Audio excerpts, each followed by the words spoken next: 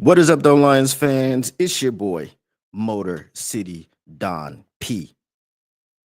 I'm here for LNU once again, but you also know that whenever you see me, it doesn't matter if you see me on LNU, doesn't matter if you see me in the streets, it doesn't matter.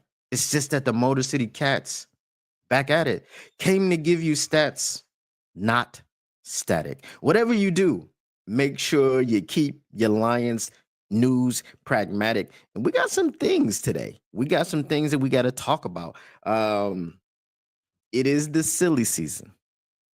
Yes, the silly season is what it is. And I did coin that phrase. So if you hear anybody else using it, if you see anybody else using it, one person in particular that might be using it, that might still be using some of my materials that they may believe that they have rights to, which they don't. But sometimes we influence others, you know what I mean? But I did coin that phrase. It is the silly season, so we got some silly stuff to talk about. These are the types of things that are getting bandied about at this time of year because it is between the draft and free agency. It is still technically free agency. Actually, the draft goes on during free agency. You literally could sign a free agent during the draft if you wanted to. Nobody does that, right? Because they're concerned about what's going on with the draft. But you literally could get on the phone with somebody's agent and be like, yeah, I'm going to sign them to a contract. Tell them to come to the draft room. It could happen. So we're going to talk about that stuff. Some very weird stuff going on. Some of the visits that you are seeing from the Detroit Lions.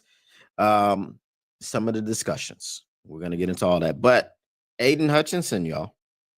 Remember when Aidan Hutchinson had told us what had happened was I was going to be back for the Super Bowl.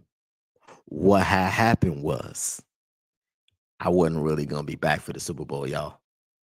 Right? We've seen the Aidan Hutchinson videos. We've seen him running. We've seen him doing the zigzag.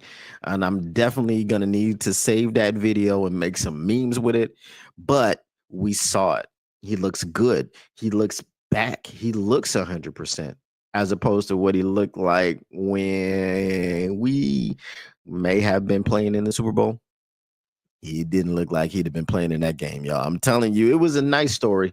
It was a nice thing that we had to look forward to. Man, we make it to the Super Bowl.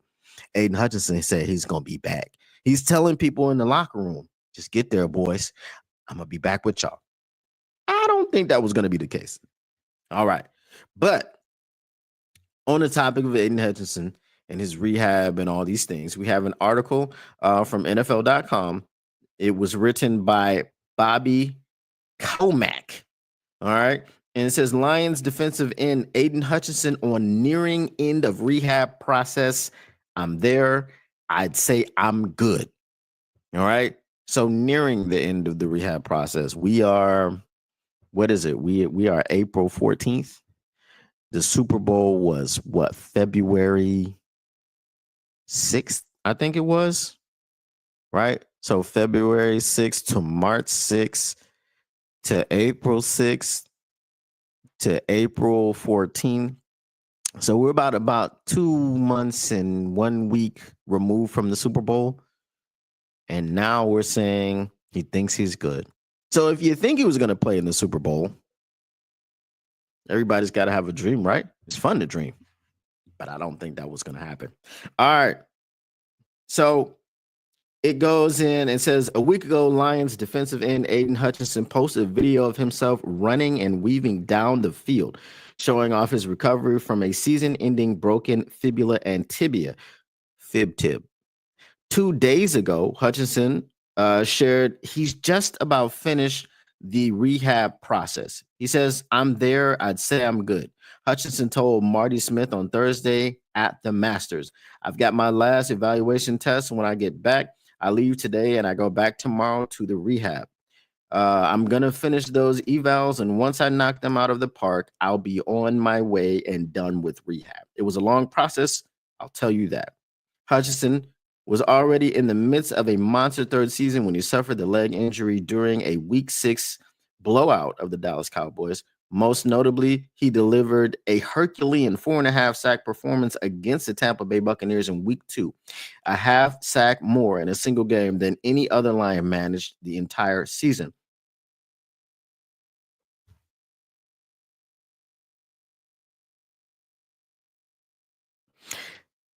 That just hit me. That just hit me like a ton of bricks, y'all. That just hit me like a ton of bricks. We've been sitting up here talking about the pass rush.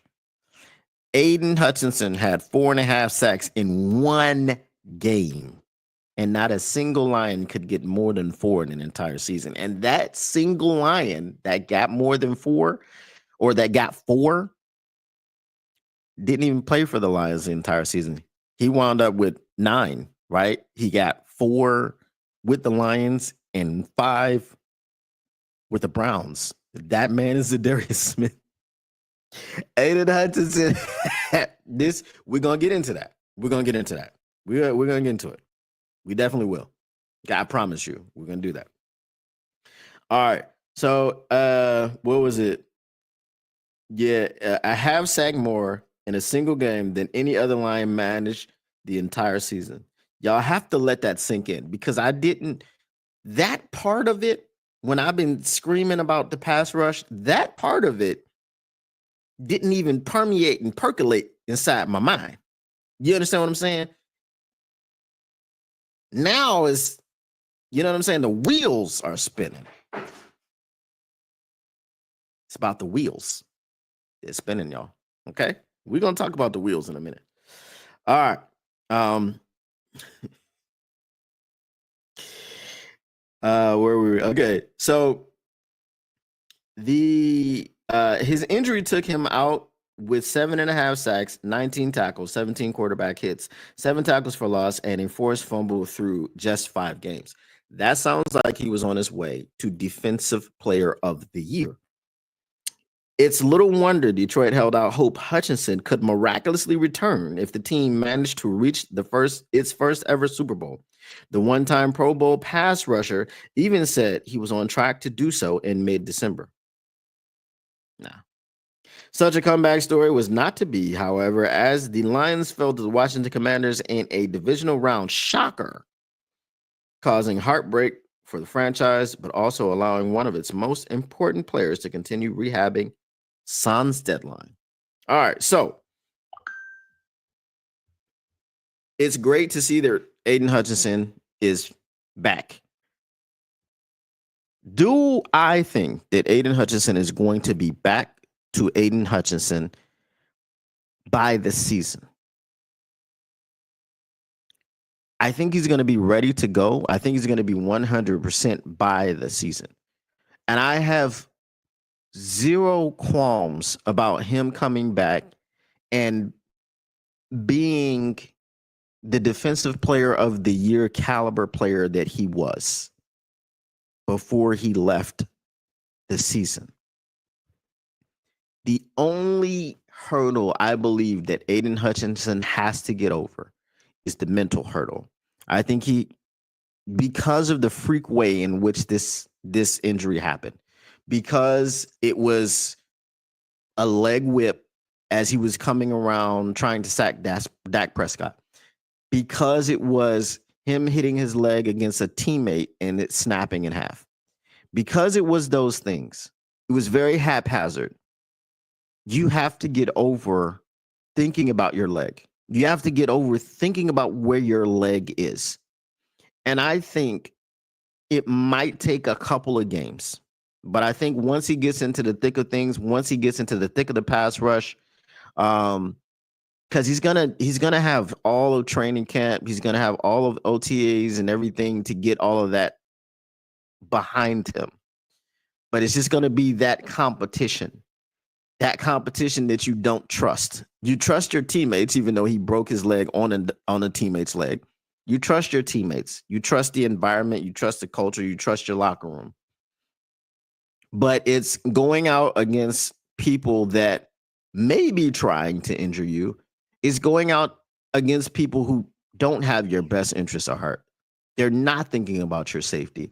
It's going out and performing against those guys that he has to kind of ramp up mentally. I believe he can do it. I believe he'll do it fairly quickly. Um, and then you go, well, it's just bone, right? Once the bone is completely healed, you don't have to worry about it snapping again. I think it's more so if you had torn a ligament, um, you might be a little bit more mentally apprehensive to go out there and, because I've had hamstring issues myself. Um, because I was so fast and explosive. So I've had hamstring injuries. And there's that one step that you take after you come back from a hamstring injury. There's that tiny bit of tightness that you feel, even if you stretch it out or whatever. And that tiny bit of tightness that you feel, you're like, is it going again? Am I gonna pull it again? Am I gonna be out for a longer time? I don't think you have that with a bone injury. I've never broken a bone, thankfully. I hope to never break a bone, but I feel like it's not the same because bones don't operate the same as ligaments do. So you don't have the stress. I don't know. Maybe if you take a hard step, you know, maybe you're unsure. I don't know. But I think there's more stressors and more immediate um, indicators of something could go wrong with this ligament more so than a bone. If you are joining us for the first time, and even if you're not joining us for the first time, if you're in the chat, stop by, say what's up. Say what up, though. Make sure, don't go anywhere now. And I'll put up the link a little bit later. Make sure you go ahead and you subscribe to the Motor City Cats podcast. That's where you can find me, right? 4 nights a week. I'm actually there now, right? I'm in 2 places at the same time. Okay. I'm actually there right now. If you went over there right now, you would find me. I'm there. Okay. And I'm also in front of you on LNU. So make sure you go ahead and subscribe to the Motor City Cats. Hop in the chat. Say what up, though. I'll read your comments and we can take it from there. All right. So Aidan Hutchinson, I believe he'll be 100%. I believe it'll be early on in the season. Before Aleem comes back, which he's probably going to miss the first 4 to 6 games because he'll most likely start the season on the pup. But I believe by the time he comes back, Aidan Hutchinson will definitely be 100% back. And then we'll have to get the acclimation period for Aleem. So I don't know if we're going to have our dynamic duo, so to speak, 100% until week 10, give or take, right? Week 10. That'll give Aleem probably 3-4 games that he'll be back. Hutchinson will be in game number 10 or game number 9, depending on whenever our bye week comes in. And I think both of them will be able to mesh and play at their 100% in the second half of the season. And hopefully that bodes well for the playoff push and all these things and pushing over quarterbacks. That's the next thing that we want to get into. I told you it was a silly season.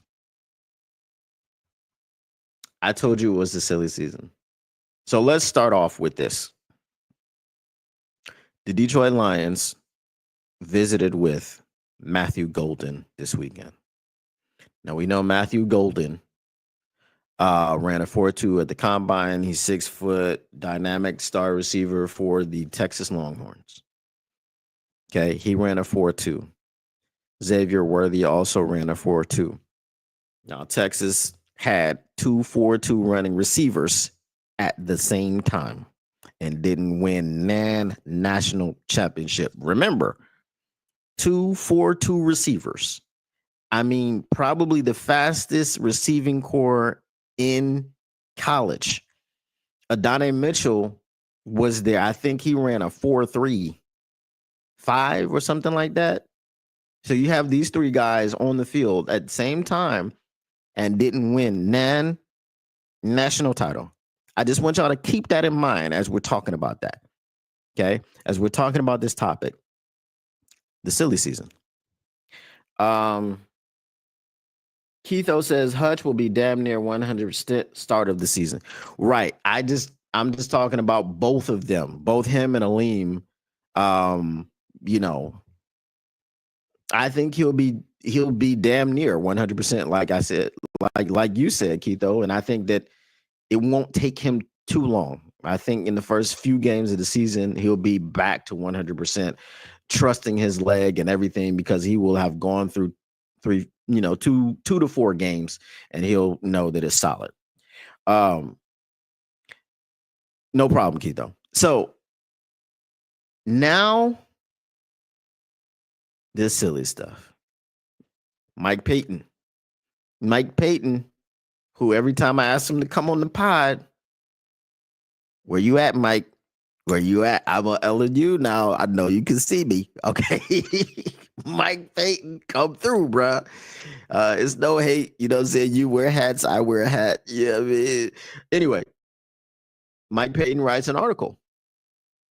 Mike Payton says, stating or citing the visit with Matthew Golden, who ran a 4.2. We also have a receiver that runs a 4.2. He says that he runs a 4.1, and I believe him because he's fast as mess.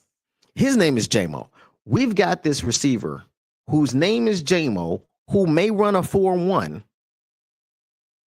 and we just met with his replacement, according to Mike Payton. Do you know when this replacement is supposed to happen? This replacement, according to Mike Payton, may happen on draft night. Now, there are a few problems with this situation. He says in the article that right now, you're probably not going to get more than a third rounder for Jameson Williams. So you're not going to get a 1. You're not going to get a 2. You're going to get a 3. So you're going to get that 3, and you're going to package it with the 28 that you got, and you're going to move up however many spots to draft Matthew Golden. And I'm assuming that you're going to move up to draft him because I don't think that a receiver that runs a 4.2, unless you're Xavier Worthy, because Xavier Worthy did go to the Chiefs. He went to the Chiefs. He was there. He was available. And actually, the Chiefs traded into the spot to get him. They traded with Buffalo. And just like Minnesota, every time JMO burns them, which according to Mike Payton might not be happening anymore, every time JMO burns them and has a big game against Minnesota, Kwesi Odafo-Mensah, you like that? I said his name without any practice. Kwesi Odafo-Mensah. Okay, I'm good like that. Look me up. You know what it is. He's gonna shake his head. He's gonna shake his head. He's gonna put his hand in his head and be like, "What have I done? What have I done? I allowed them to get this man." Right? I want JMO the next time we play, which according to Mike Payton might not ever happen again. Right? The next time we play the Minnesota Vikings, I want JMO to score a game-winning touchdown. I want him to take it on a reverse 60 yards to the house. I want him to streak down the field and catch a 60-yard bomb from Jared Goff and go into the house to seal the game and put it away in Minnesota. I want that to happen. Just so Kwesi Odafo-Mensah can put his hands in his face in his hands, shake his head, and wonder, what have I done? I gave him up. What have I done? So, what up, though, K Ain't Press? Keitho says, is LNU doing a draft party at Soaring Eagle this year? I do not know. I won't be there. For sure, I won't be there because I'm in Australia, but I will be here in front of my computer. So anybody that wants to hang out with your boy, I don't know if I'll be doing it for LNU. I would love to do it for LNU because if I'm doing it for LNU, I'm also doing it on Motor City Cats. at the same time, simultaneously. Um, but we'll figure that out. I'm doing something else when it comes to the draft, and hopefully I'll be able to let y'all know about it real soon. I got to keep it under wraps. Um, and whatever it is, hopefully it'll be available to partake in before the draft. That's all I can say. It is a product. No, it's not weed. It's not a consumable. Because I said partake in and it's a product. No, it's not. It's not that stuff. All right. So back to so Kifo says, okay, Kane Press wants us to know she's here eating her hot Cheetos. And she also wants to say, why the F would we get rid of JMO? I'm gonna get to that. Keitho says JMO for a 3rd round draft pick. I'll pass. LMAO. Right. Okay. So you're gonna take that draft pick and you're gonna package it and you're gonna move up to draft a wide receiver. Now here's where it comes in. I just told you. I just said. Okay. Because I have to figure out how I'm going. Let's just keep up with the JMO situation before I get to the other part. Because it's all very silly. Why? You're gonna pick up JMO's 5th year option, right? That means JMO's going into his 4th year. You've got him for year 4 and year 5. Everybody in the building believes that you are on the cusp of winning a Super Bowl. Everyone was talking about Super Bowl or bust last season. Sheila was talking about it. Brad was talking about it. Dan was talking about it. Players were talking about it. It was Super Bowl or bust. Okay? JMO wants to win a Super Bowl in Detroit. He's very committed to Detroit. Why on earth, if you are going to get rid of JMO, which I disagree with vehemently, because I am the official keeper of the JMO, and if he goes to another team, I can no longer be that, because then he won't be a Detroit Lion. And I will wish him well wherever he goes. I don't know if I wish him well if he goes to the Bears or the Vikings. But if he were to be let go by the Lions, I don't think he'll be let go. You don't just let that man walk out of the door. You trade him. And it won't be a Hawkinson situation where Brad Holmes would trade him within the division. Now, if he traded him within the division, I would have some things to say about that, because I would think that would just be disrespectful. I didn't care that he traded Hawk within the division. I just felt that meant that we weren't afraid of Hawk, because we're not. And his production against us hasn't warranted anything to allow us to regret, nor have they beaten us since Hawk got there. So as when the trade was made, I was very adamant about not caring. Okay. I'm here to tell you right now, we don't care. We don't care. Okay. That's what I was like when we traded Hawk. But anyway, we're on the cusp, we all believe, of winning a Super Bowl. We have an offensive coordinator in Johnny Moe who has told you that the big play is back, baby.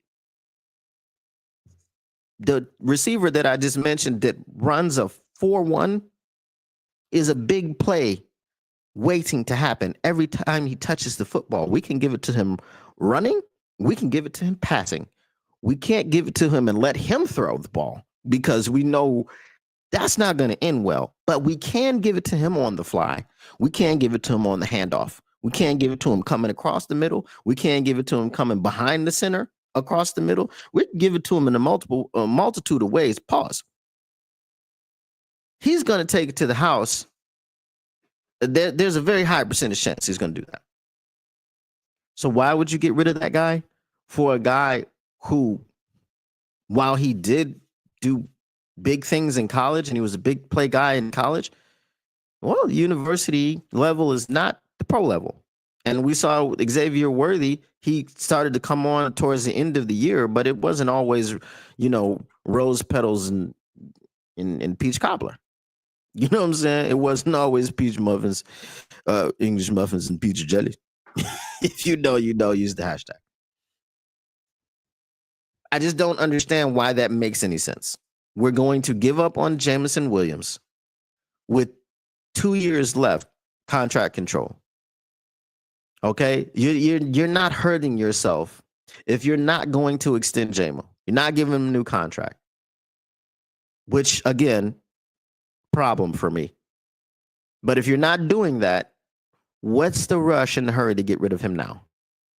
Because a guy ran a 4.2 at the combine.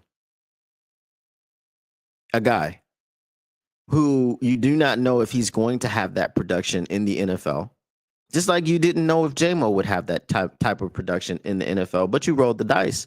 And you'd be rolling the dice again, but this time it would be pretty silly because you'd be rolling the dice and you have 2 years of contract control for JMO. Okay, make that make sense. It doesn't. This is why it's the silly season.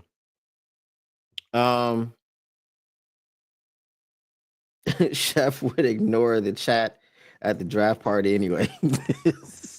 I would ignore you, Kay, for sure. That's because that's what I do. I get paid to do that. Millions of dollars a year. Keitho says, Chef with the best Lions background for any Lions content creator. I appreciate you, big dog. We broke. We don't have no more money to pay JMO or Curb. We have the money to pay Curb. We have the money to pay Aidan Hutchinson. And then we'll have to see about the rest. But because we're picking up JMO's 5th-year option because we have him under contract. So we have the money to pay him. That's not an extension. That is an option that's already built into his contract. So if they don't pay him after the 5 years, well, that's not something I want to talk about, but we'll cross that bridge when we come to it. So your offensive coordinator wants to come up with the big plays. You have big play Jay. You got big play. You got 2 big play J's, right? You got big play J, number 1, big play J, number 0. Okay, you got Jameer and you got JMO. I don't see it. I don't see why you go and say, well, all of the continuity and all of the cohesiveness that you've built up and the timing that you've built up with Jared Goff, the relationship that you've built up with Jared Goff, let's trade you for a rookie who we're going to have to trade up and get. I just don't think that Matthew Golden is going to be available at number 28. Okay? Which leads me to my next point. Before I get into that, okay? I had to say something about how crazy this is. Okay? You guys ready? I just want to make sure that you can hear what I'm saying to you right now.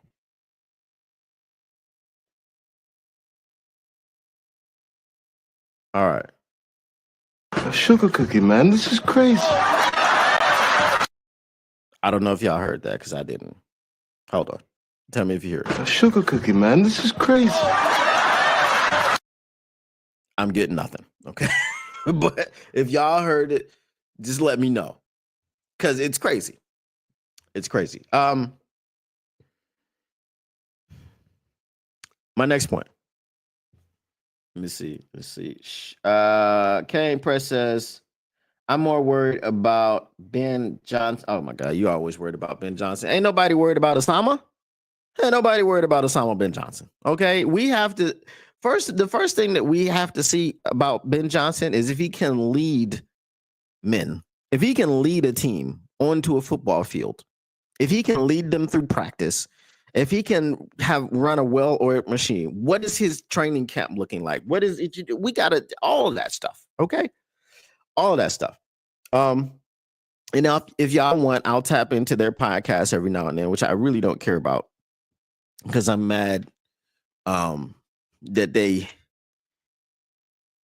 deserve each other. Okay, Benedict Johnson and the Bears deserve each other, but those are the things we have to worry about. Ain't nobody worried about Ben Johnson coming into Detroit and winning nothing. You got to worry about if he can get his quarterback to stop holding on to the ball and playing hero ball. That's number one. Can he win a game?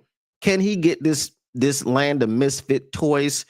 Every year the Chicago Bears win the offseason. Every year, the Chicago Bears go out and spend all this money. They get all these guys. They bring people in. Jonah Jackson, Joe Thuney.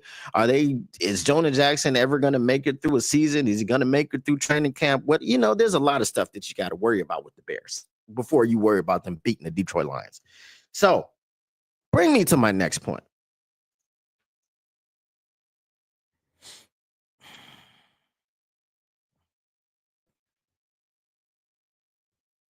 Trading up for Matthew Golden would be malfeasance. It would be negligence. Because the thing that I just read earlier, when I was reading the Aidan Hutchinson article, remember when Aidan Hutchinson got 4.5 sacks against the Buccaneers?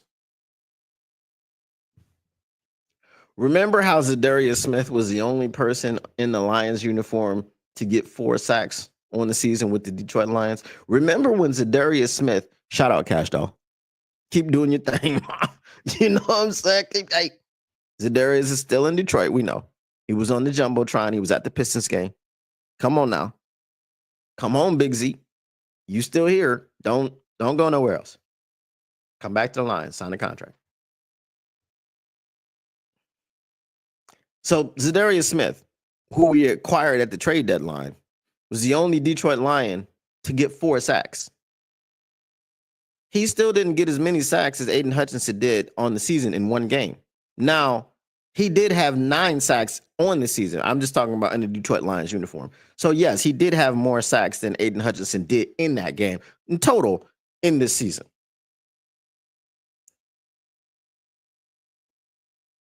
Josh Pascal, Levi Onwuzurike.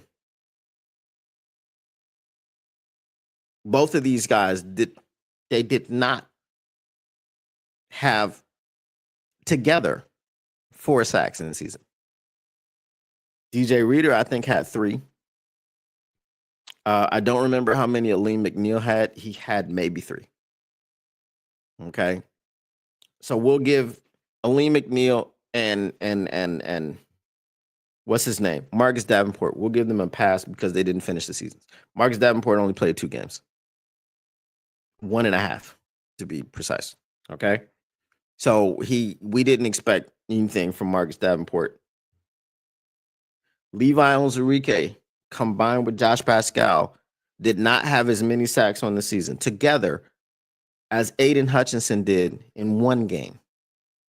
DJ Reader wasn't brought in here to produce sacks, but he had 3. So he actually outperformed what we thought he would get when he came here. We thought he was just going to be a run stuffer, and that was pretty much what he was going to do. If you look at that production, lack of production from the rest of your people on that defensive line, and you go, hey, let's trade up for a wide receiver after getting rid of a dynamic wide receiver that we had under contract for 2 more seasons, not 1, 2 more seasons. I am going to crash out. I'm going to quit. I am going to be against Brad Holmes. I'm for Brad Holmes, right?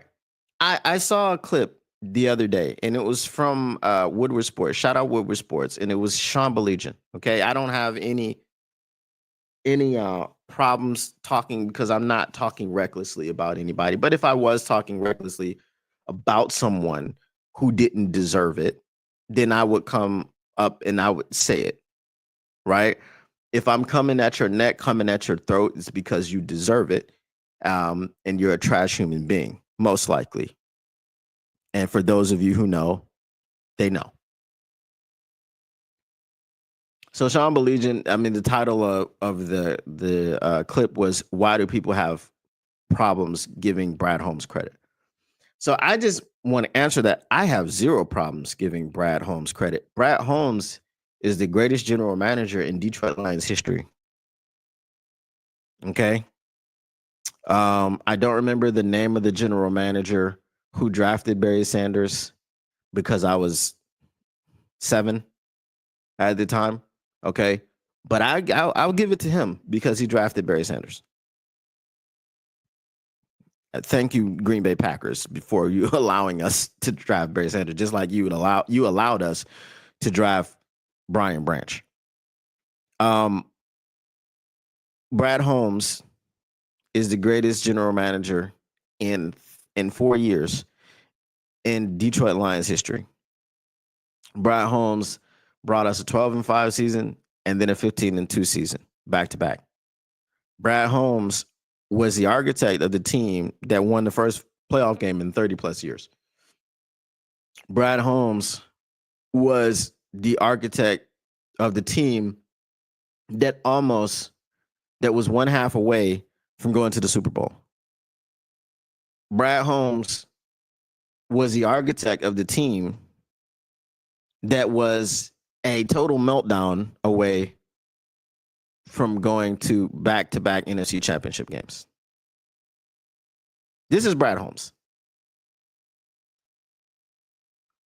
So all props and all credit and all kudos go to Brad Holmes. I want Brad Holmes to get a pass rusher to pair on the other side of Aidan Hutchinson, because the stat that Aidan Hutchinson had 4.5 sacks in one game, and no one else that was on the Lions at the time eclipsed 4.5 sacks for an entire season. We are woefully bad at getting to the passer. If it is only Aidan Hutchinson by himself, and Aidan Hutchinson has 25 sacks, we currently would have about 30. Just let that sink in. With the production from last year, let's say Aidan Hutchinson gets 25 sacks. With the production from last year on the defensive line, Levi Onwuzurike, and hold on. Let me be accurate because I like to be accurate. All right.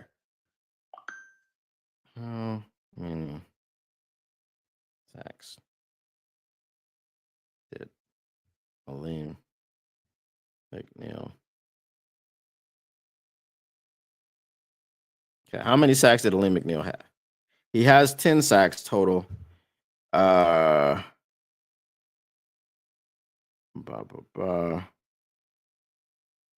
Aleem McNeil have a pick 6? All right, how many sacks did he have in 24? Okay, because I just want to be accurate in the way I'm saying this. Okay, he had 3.5 sacks in 2024. So if Aidan Hutchinson has 25, Aleem McNeil has 3.5, DJ Reader has 3. That's 31.5. Josh Pascal has 1. That's 32.5. Levi Onwuzurike has 3 half sacks, so that's 1.5. So where are we at? We're at 32.5. So we're at 34 now. Are we at 31? Yeah, 32.5. So we're at 34. Marcus Davenport has 1.5 because he also has 3 halves. So we're 35.5. If Aidan Hutchinson by himself has 25 sacks, we have 10.5 sacks from Aleem McNeil, DJ Reader, Marcus Davenport, Levi Onwuzurike, and Josh Pascal.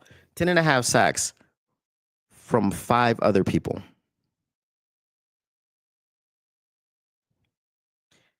That is an average of what? 2.25 sacks per person? 2.23, maybe? That's all I'm saying. If you trade up for Matthew Golden, sorry, I said Marcus Golden. If you trade up for didn't Marcus Golden play for somebody? He was on defense. He was a linebacker, right? Like a rush end, a rush backer. I think he played for the Cardinals. Marcus Golden. I'm right? This is a person who played in the NFL. Marcus Golden. You understand what I'm saying? So if that is the case, you understand why I'm crashing out.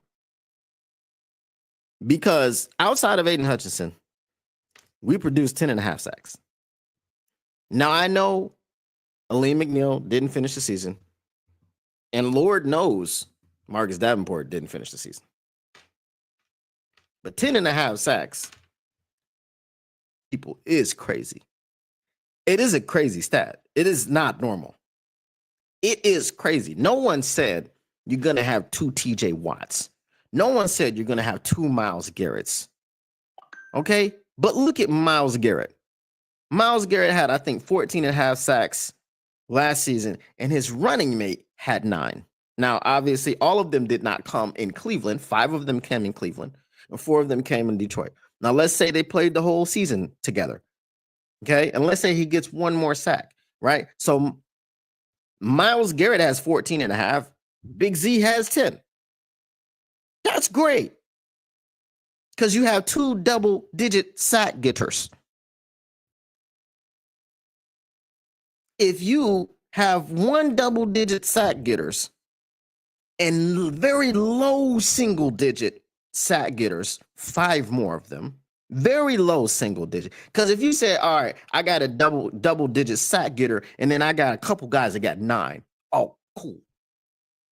Right? Or I got a couple guys that got 7. Cool. I got 5 guys. I got 2 guys got 3 or more by half. And I got 3 guys that have maximum 1.5.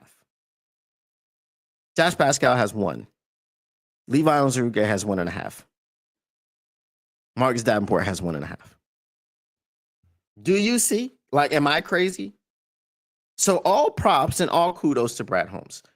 But if you trade up, in the first round. Now, again, I've said this before. The first round is crazy. You trading up for a receiver because then we got to wait 24 hours to see what you do in the second round. If you trade up in the first round to get a wide receiver, I'm going to be pissed because for me, it's in the morning. Okay. I'm going to be pissed for the rest of the day. And I'm going to go to sleep angry. All y'all have to do is go to sleep angry. I got an entire day where I'm going to be pissed. Right? So I'm going to crash out.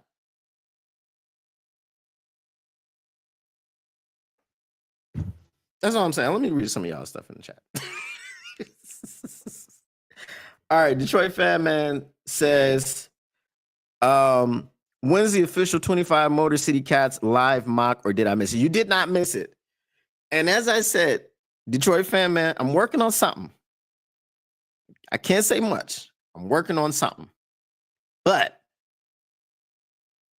if I get that thing, just you wait. You wait and see, Detroit Fan Man. It's gonna be amazing. Okay. All right. Lisa DiLorenzo says, hey, my friends. What up, though, Lisa? She says Brad Holmes is going to get a pass rusher, but it may not be the pass rusher you want. It may not be the pass rusher that I want. And if he trades up, that's what the other thing I was going to say. If he trades up in the first round and gets a wide receiver, I'm going to be pissed for the rest of the day. I'm going to go to bed pissed. I'm going to wake up pissed.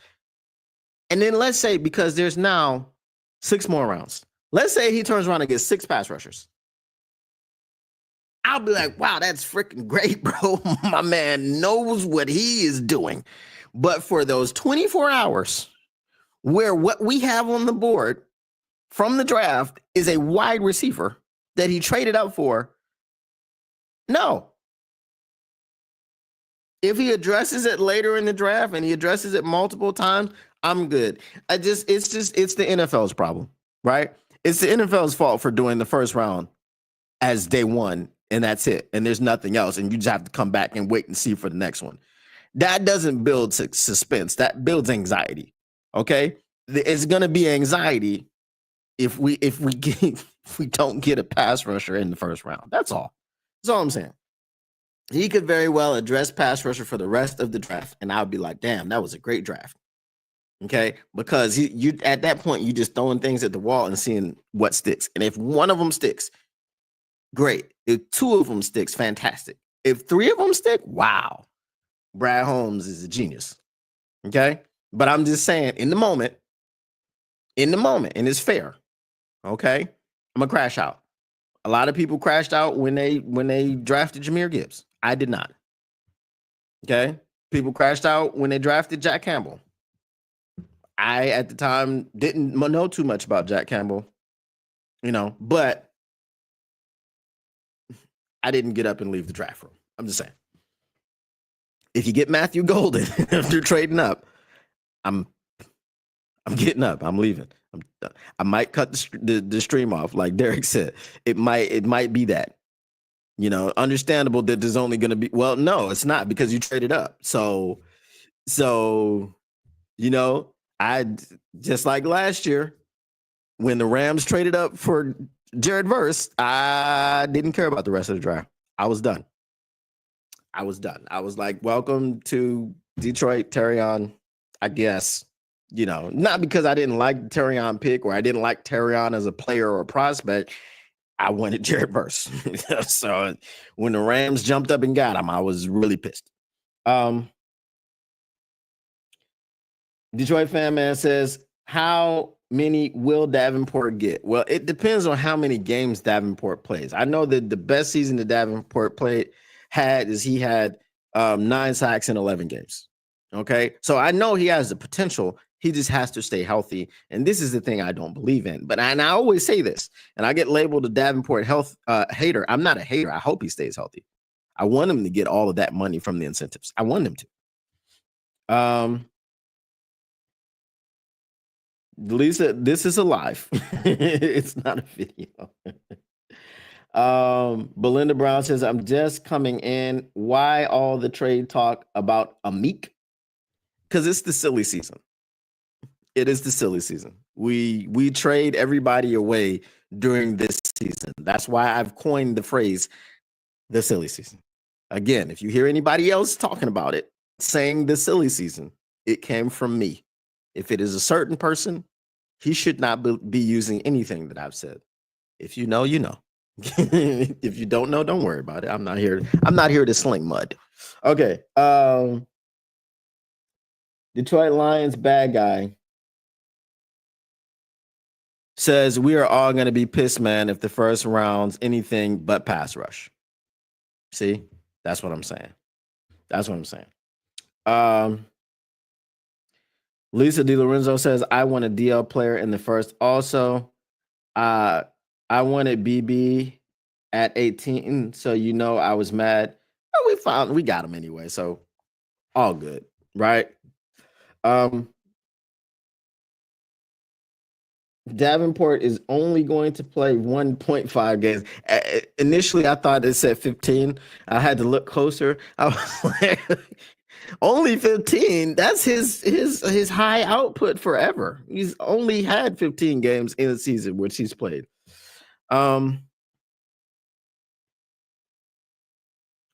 Detroit Fan Man says, so what would be worse? We trade up to 13, 18 somewhere and then pick either Nick Emanwari or Matthew Golden. See, if we traded up, the safety is definitely better. Okay, because Nick Emanwari is a freak athlete. You can move him around. You can play him in the iffy role.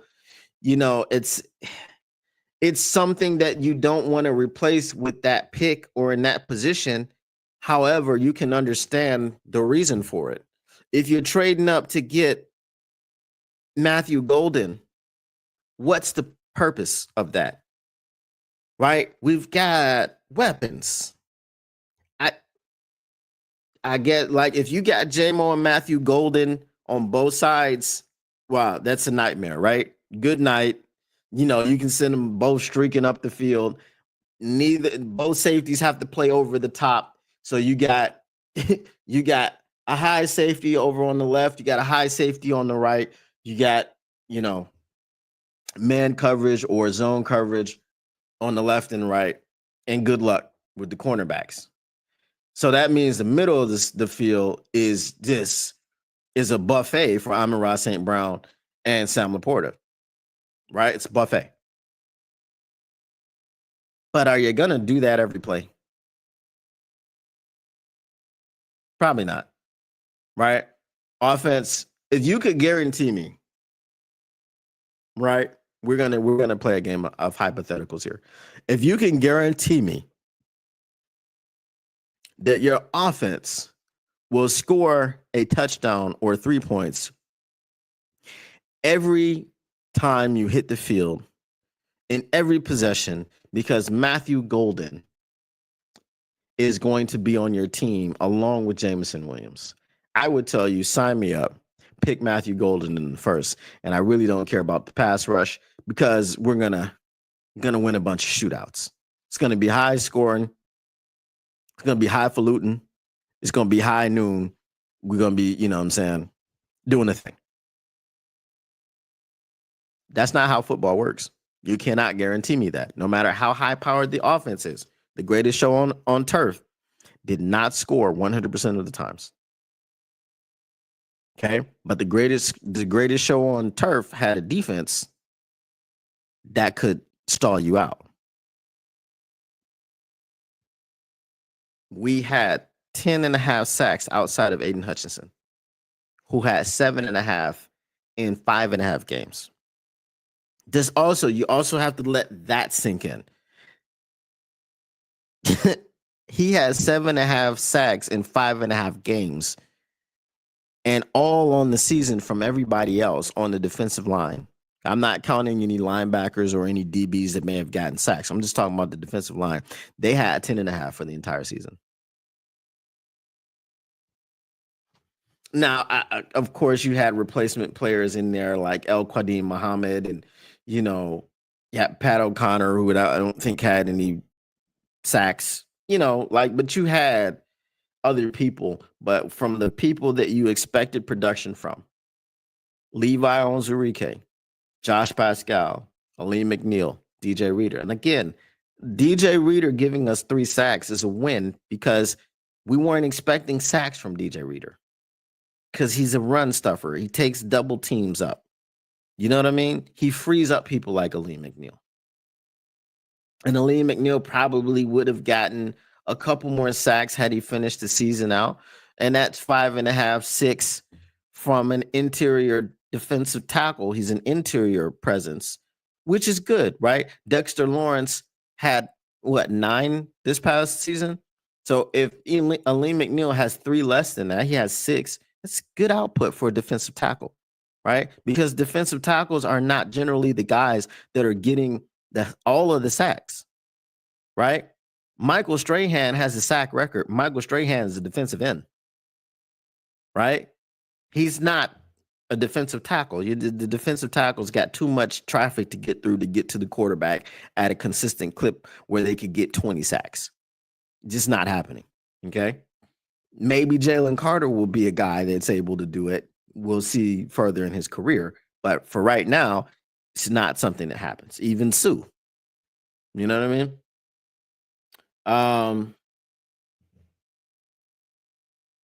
So Detroit Lions bad guy says we can get a wide receiver with our 4th pick. Defense and a guard need to be the first 3 picks.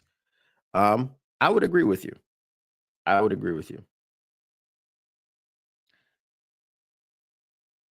Lisa says, yes, we got BB anyway, but for 24 hours, I was pissed. I feel you. Like, and that's the crash out where it's coming from. All right. Since we're talking about picks, and this is something that it was a topic that got ignited in the Woodward Heavyweights chat. Shout out Woodward Heavyweights. Shout out Easy. Shout out Spimo Racks. Shout out Nick in the sound booth. Shout out Chris. Shout out all of them. Right? I rock with them boys. Worst Lions draft pick in history.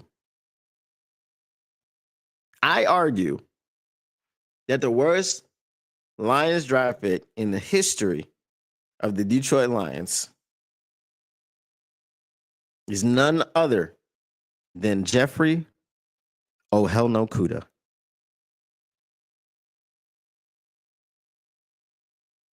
And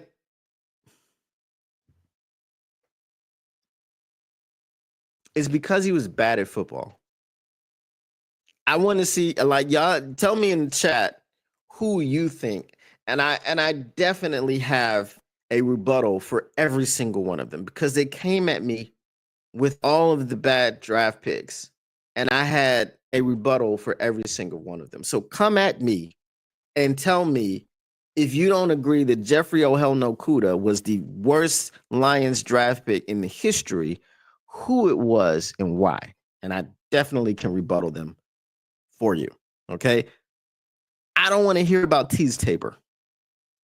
Because when did we take Tease Tabor? We took Tease Tabor in the 3rd round, I think, or later. Let me see. Let me be accurate. You know what I'm saying? I don't have a problem using Google, right? Because I'm not one of those people that's like, I gotta be right. I'm an encyclopedia of football knowledge. Come at me, bro. You'll never be more right than me. I got all my receipts. I'm not that type of person. Okay. So what round? Yeah, I'm telling you, I'm looking it up right now. All right, what round was T's? I don't even know if I'm spelling his name right. T's Tabor. Like, look, Google's not even finishing it for me. Drafted in. Oh, okay. He was drafted in the 2nd round. God damn. Okay. I thought he was drafted in the 3rd. Yeah. All right. That was pretty bad. Tease Tabor was horrible. Yes. Tease Tabor was horrible. He was 2nd round, right? And the why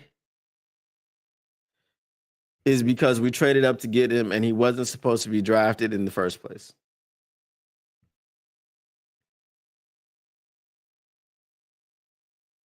Eric Ebron has stone hands. All right. Can we disqualify Tease Tabor because incompetent people do incompetent things? Brad Holmes is not incompetent.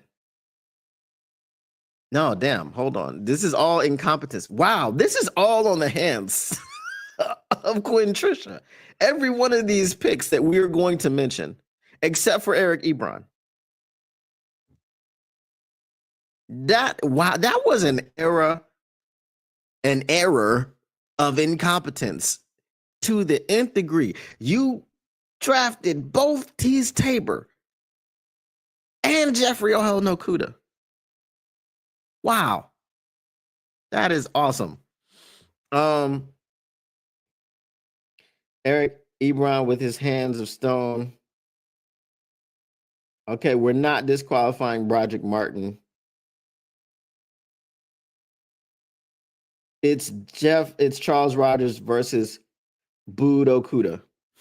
Okay, I'm gonna tell you why. I'm gonna tell you why I disagree with all of you.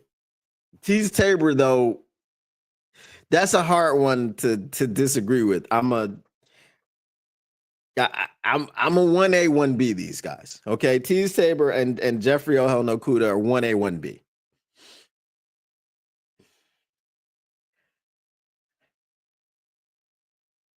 Jeffrey O'Hell No Kuda looked like he never played football before. When he got into the NFL, he looked like he had never played football. This was the first time that he had seen shoulder pads. This is the first time he learned what a helmet was. This is the first time that he ever put cleats on.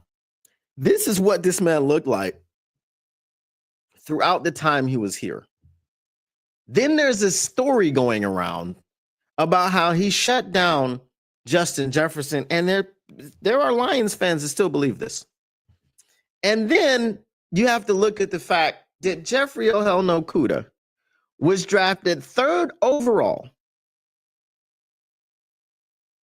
over everybody.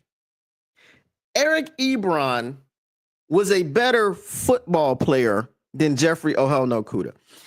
He had the drops, and also the problem, he had the drops.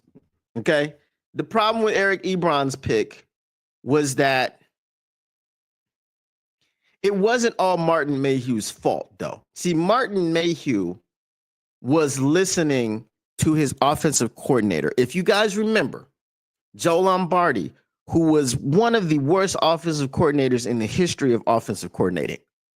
Joe Lombardi had come over from the New Orleans Saints, and Joe Lombardi was telling Martin Mayhew, this is my Jimmy Graham, and I need this guy to make my offense go. So there's a reason.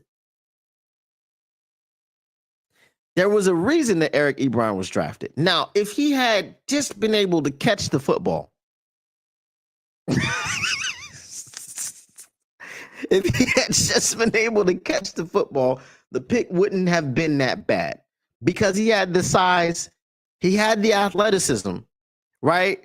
And I think we were able to kind of say, you know what? Yeah, he might be our Jimmy Graham.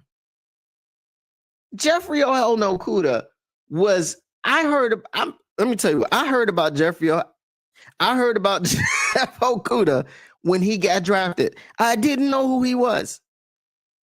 I watched every Michigan No State game aside from this year because I thought we were gonna get blown the F out. So I didn't watch it. To my surprise, we did not. We won. Where's Salty Pork Chops at? Where's Salty Pork Chops at? Anyway, bro, his tape was not impressive. Why you would draft that man 3rd overall? I understand there was a win now mandate, but you weren't going to win with that guy. And you might as well have drafted Justin Herbert. Justin Herbert is the same quarterback as Matthew Stafford. So I don't know how much better we would have been if, you drafted Justin Herbert and then the new guys came in and you traded Matthew Stafford to the Rams. Would you have brought in Jared Goff? I don't know. Probably not. You probably wanted to see what you had with the rookie. Justin Herbert can't win. Until he wins, he'll be Matthew Stafford in Detroit because Matthew Stafford didn't win in Detroit. I wasn't in love with Tua. I never wanted Tua. And then we see what Tua is looking like in the NFL. So this is why I believe Jeffrey Okudah was the worst pick because he's a bad football player. Teez Tabor wasn't. He was a college. You don't draft a corner who runs a 4.6. That's all. Bob Quinn said he watched more film on Teez Tabor than anybody else. I'm gonna get to y'all comments. Don't worry. He said he watched more film on Teez Tabor than anybody else, which is wild. If you watch more film on him, he runs a 4.6. And I don't care what kind of technique you think he has against lesser competition. Okay, because regardless of what you believe, the SEC is not the NFL. Okay. They got NFL players. A lot of players go from the SEC to the NFL, and they still also need to develop. So they're not just automatic superstars once they go to the NFL because they played in the SEC. 4.6 at corner. Now, if you were drafting him to switch him to safety, that's one thing. But 4.6 at corner, no, not at all. All right. Let's see what y'all got. All right. The fun part is looking back and seeing who we could have drafted instead of Teez Tabor.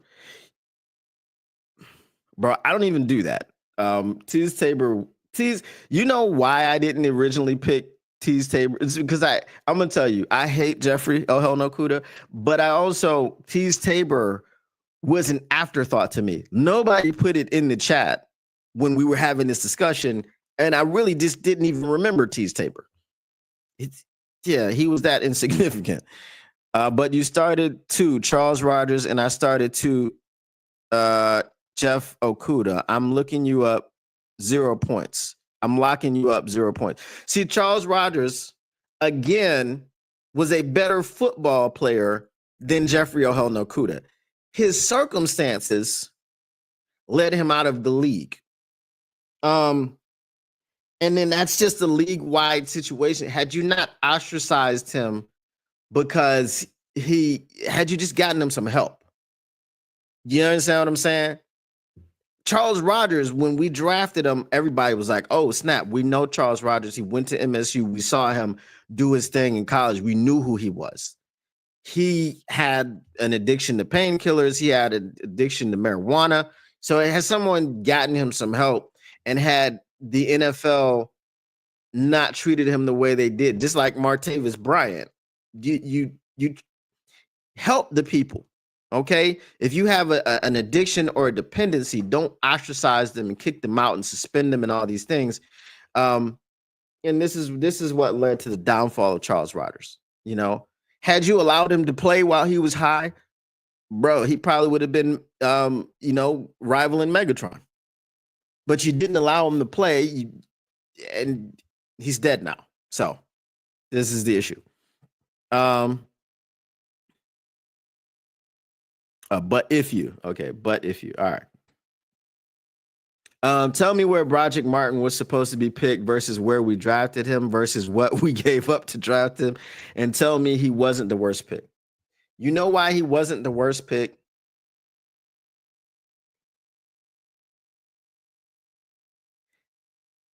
You go back and look at the people that were drafted after Broderick Martin, and it's not a litany of people. See, once you can't be the worst pick ever if you're drafted in the third round, and maybe you shouldn't have been drafted at all. I get that part.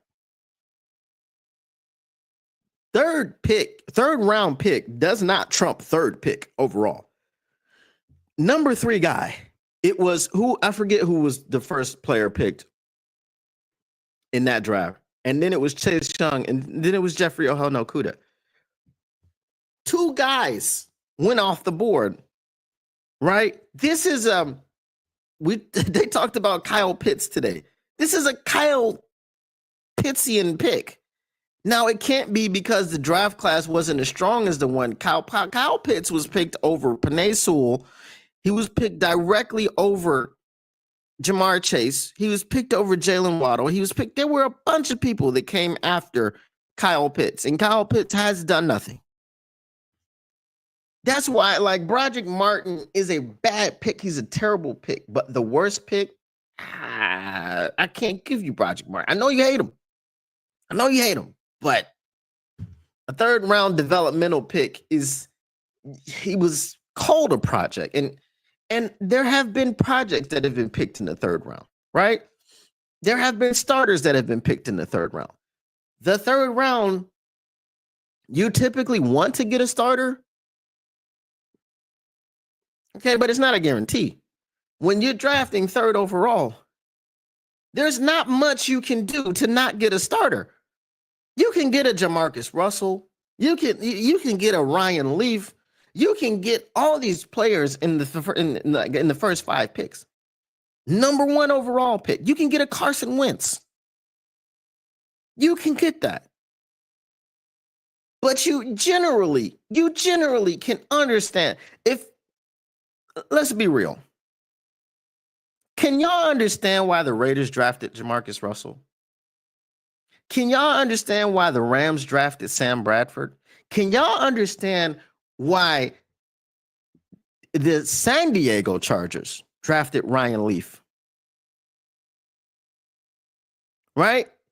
Now, here you go with the Giants drafting Danny Dimes, and you're like,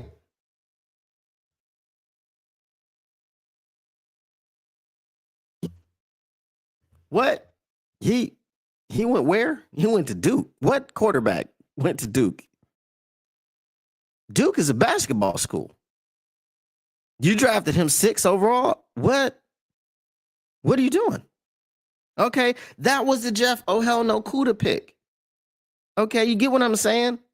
Like when we got to the third round and we drafted Broderick Martin, we were like, okay, who's that? I don't know. Yeah, we didn't know who Broderick Martin was unless you're a hardcore draft head, which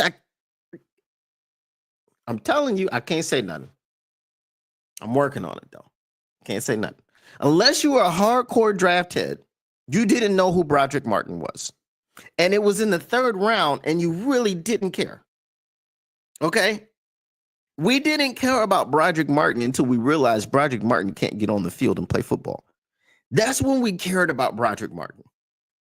I cared about why we drafted Jeffrey Ohaonokuda at the number 3 pick overall. I was like, who the hell is this guy? If I don't know who you are, and I watch all the games against the rival, you are the rival, and I don't know who you are. I don't remember you. You don't pop off the screen to me, and we draft you number 3 overall, and I have to go look you up, and then you perform in the way that you perform. Terrible pick. Terrible. At least Danny Dimes won a playoff game.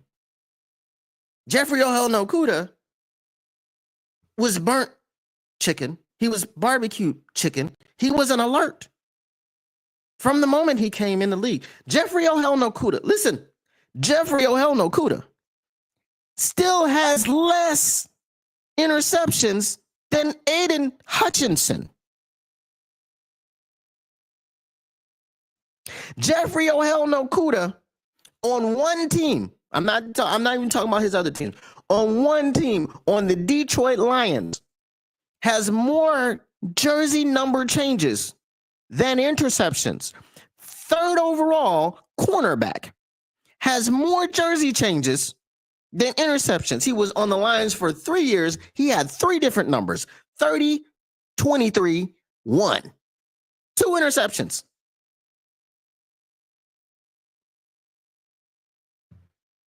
I'm just saying, this is my argument. It's a bad football player. Terrible. Let me see. But he did not catch the football. You're absolutely right. He did not. Yeah, but we took Charles Rogers 2nd overall, and he was somehow less impactful.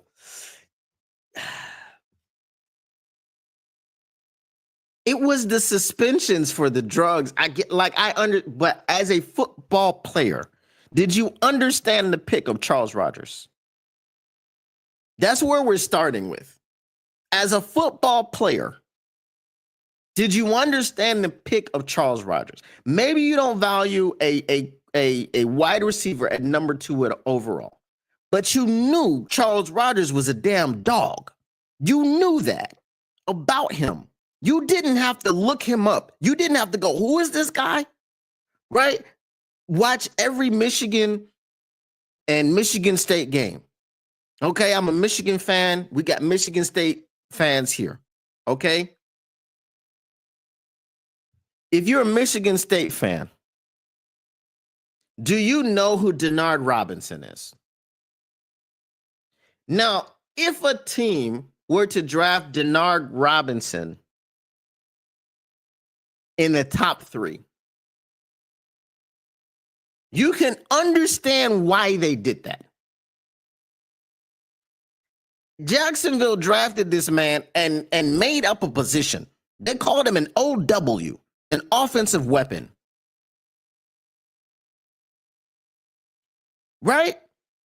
Because if you're a Michigan State fan, you watched every game that they played against Michigan because you were rooting for them to beat Michigan. And you saw Denard Robinson, and you knew what kind of weapon he was, and you knew what kind of threat he was. The same thing with Charles Rogers. We knew what kind of player he was. Whether you agree with them picking a man at wide receiver number 2 overall or not, you knew why they picked him. You understood the pick, even though you didn't like it. You understood it. Am I making sense? Everybody in the chat say amen. Am I making sense? Like this is my argument. You can understand a pick. I didn't understand Daniel Diamonds.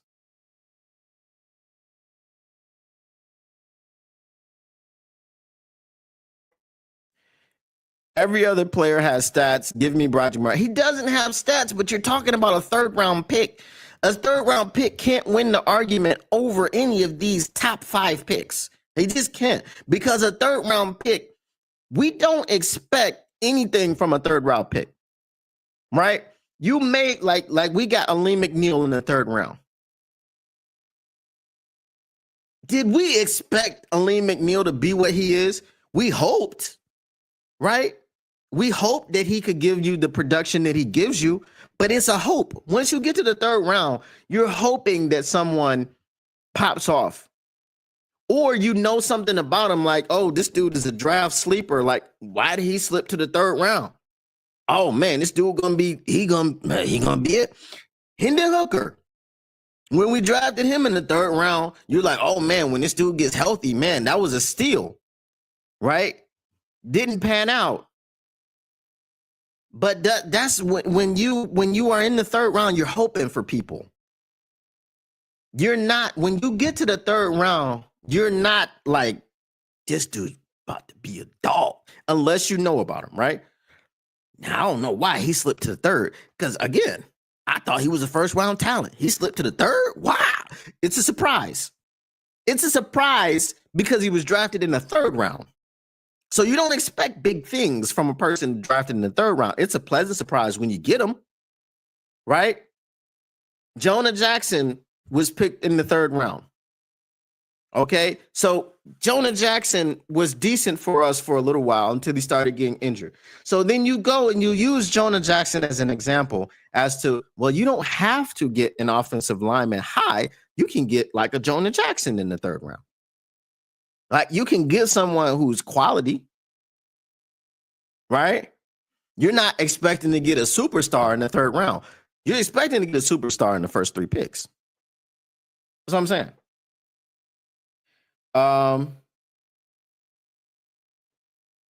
He was only a better football player when sober. I think he was a better football player when high. Okay, I think I'm not gonna make that joke. That's tasteless. I'm not gonna make the joke. But just Detroit fan, man, see where I'm going with Charles Rogers. That's all I'm gonna say. I'm not gonna make the joke. Okay.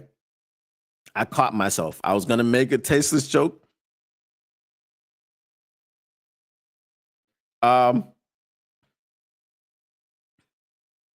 Okuda has stats. He did stuff, even if it wasn't that much. Broderick has 0 stats, 0 in 2 years, 0 stats. Okuda was drafted number 3 overall. They both have 3s in front of their name. Okay. Broderick Martin has a 3rd round pick in front of his name. Jeff Okuda has the 3 overall, a number 3 overall. He was not impactful. He was a liability. He was a person as a number 3 overall pick who was targeted by quarterbacks. When they knew that they were going to play the Detroit Lions, when they saw the Detroit Lions on their schedule, they're like, ooh, that rookie is terrible. He sucks. He's bad. I'm just saying. I understand you hate Broderick Martin, but the draft position, Jeffrey Okuda's draft position trumps Broderick Martin's. It trumps it, and he was awful. And to make things worse, we traded up to get him, but we picked to make things infinitely worse. Is we made Jeffrey Okuda the 3rd overall pick over everyone else.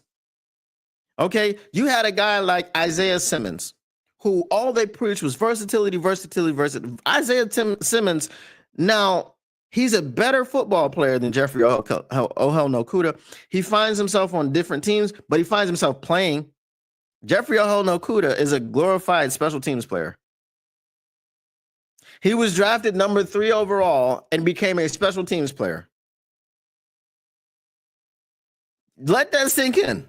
The number 3 overall pick became a special teams player. I would rather you bust out of the league than to be picked number 3 overall and to play on special teams. He just didn't pan out. Now he's out of the league after 3 years. He got picked number 3 overall, and he's hanging on special teams. No, bruh. No. That just don't make sense. It doesn't make any sense. I said I would put this in there. Go ahead. Make sure y'all, if you're not subscribed already, go ahead and subscribe for your boy. For your boy. We didn't take Kyle Pitts. Yikes. I mean, we took so the thing that pissed me off, right? We took Eric Ebron, and then what was it? A couple years later, we doubled down and we took freaking Hawk 8th overall. I was like, what, dude? We just did the Eric Ebron thing, and now we're doing Hawk. Okay. All right. Okuda is penciled in as a starter for the Vikes, right? No, he's not. He's not. If it is, there's no way they penciled him for a starter. Are they missing someone? If they get a 7th round rookie in the draft, he's going to be penciled in over Jeffrey Okuda. It's not possible. We got starters in the 4th, 5th, and 6th rounds. Why did we move up to Broderick Martin in the 3rd? I'm not arguing that Broderick Martin was a bad pick. 100%. He was an awful pick. He's not worse than Jeffrey Okuda because you picked him in the 3rd round. Okay, he shouldn't have been drafted, but you picked him in the 3rd round. Right? If you pick a guy in the 4th, the 5th, the 6th, the 7th, the 3rd, who's not supposed to be drafted, that's a bad pick. But because it's when you pick someone in the 3rd round, you are not penciling him in as a starter. When you pick someone number 3 overall, you're penciling him in as a starter. Go ahead and smash that like button, y'all. That's all I'm saying. You're penciling this person in as a starter. Okuda is penciled in as guarding J-Mo. Yes, please. I hope. I hope, bro. J-Mo gonna eat. That's barbecue chicken. I already told you. Yes, the Jeff Okuda draft profile was less valuable than Rodgers, but Okuda's career has been objectively more valuable. How? Injuries and suspensions are a part of the calculus. Charles was a bigger L. How many touchdowns did Charles Rodgers score? How many touchdowns did Charles Rodgers score? And how many picks does Jeff Okuda have? How many passes defensed does Jeffrey Okuda have? Jeff Okuda has less passes defensed than Charles Rodgers has touchdowns. I'm just saying, he's not a good football player. You don't pick that guy 3rd overall. He can't play football.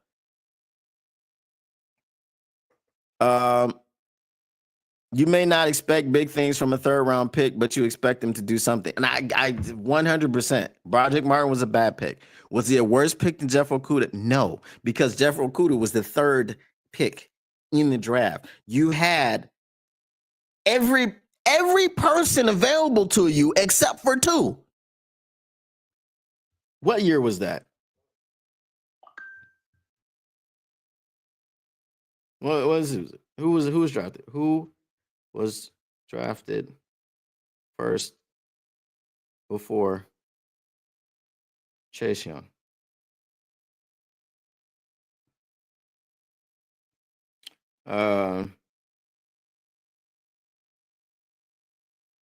So why didn't you tell me who this was? I said who was drafted first, and you just tell me.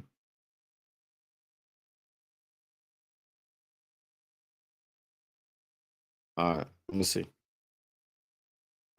Which year was this?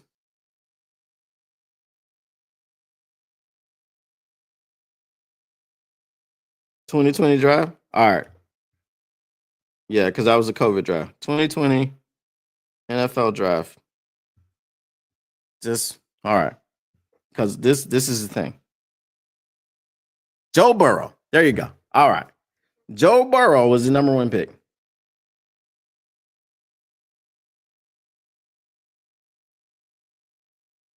Okay, maybe you don't expect a third rounder to do much, but I do. But do you expect a third rounder to do more than the number 3 overall pick? This is the thing. You don't expect that. Okudah was expected to be drafted in the top 10 and was drafted in the top 10. Broderick was expected to not be drafted and was drafted in the 3rd round. Why was Okudah expected to be drafted in the top 10? He was a terrible football player. This is what I'm saying. Like, I don't know that if you redraft, okay, if you redraft the 2020 draft, where does Jeffrey Okudah get drafted?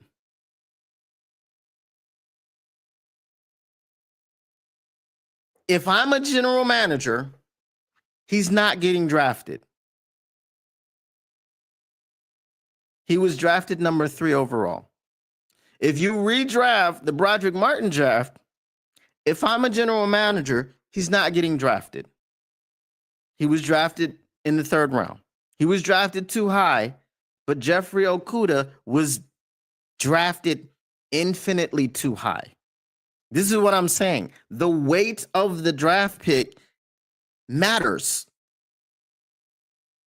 That's all I'm saying. That's what I understand. We hate Broderick Martin. Broderick Martin hasn't done anything. Gotcha. The weight of the draft pick matters. Where you were drafted when you weren't supposed to be drafted in that place matters.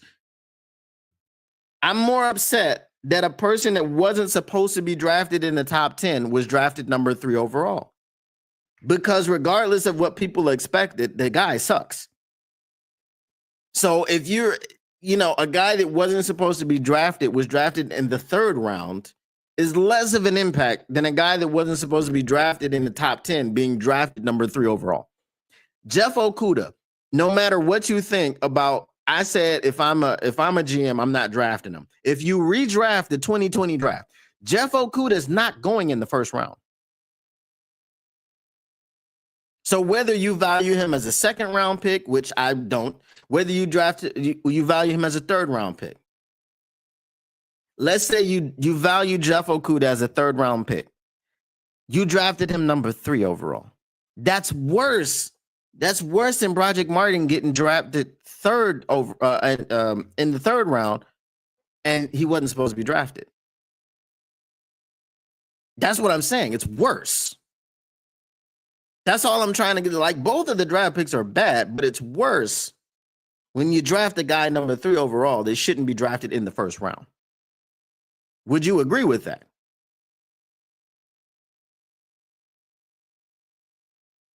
He wasn't supposed to be drafted in the top 10. The people were wrong.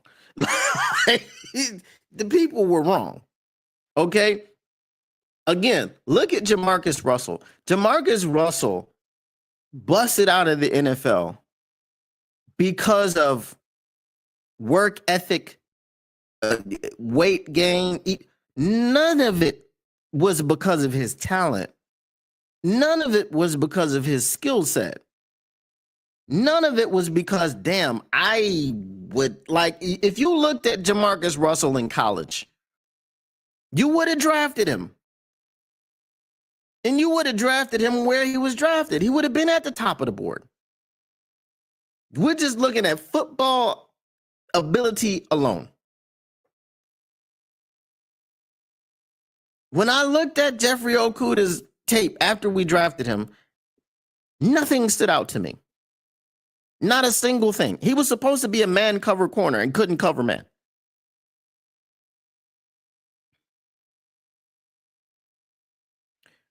Do we have anything better to spend an hour on than Jeff Okudah? I'm just trying to get my point across. And there's one more thing. All right.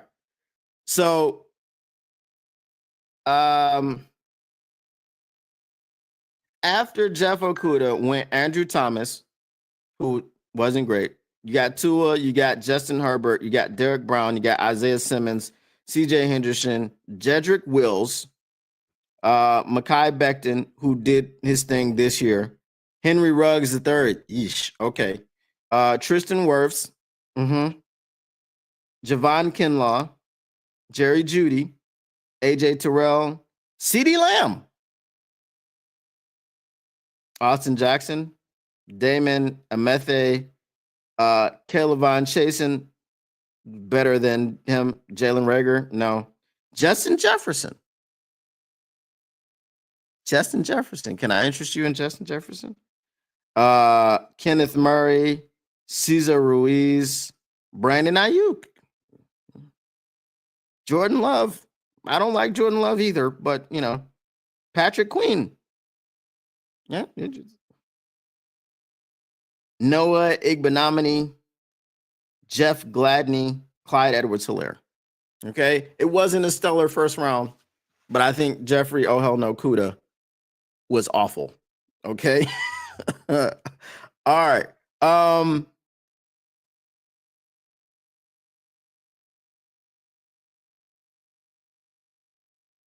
right. So what's the consensus?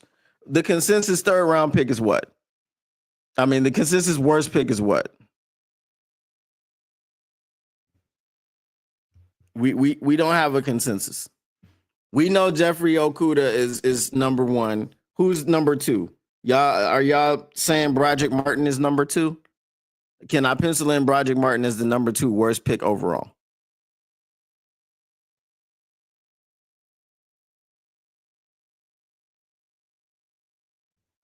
All right, we got another one. All right. Zane313 says if Lions draft any position beside an edge rusher in the first round, I'm done. That's what I'm saying.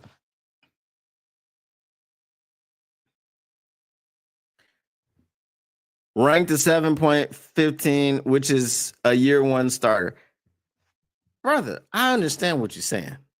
Okay. But I'm saying what your eyes tell you. What your eyes say. I'm just saying. Your eyes tell you, you know what I'm saying? My mind's telling me no. And my eyes is telling me no. Okay. You know what I'm saying? No, you can't pencil in Broderick.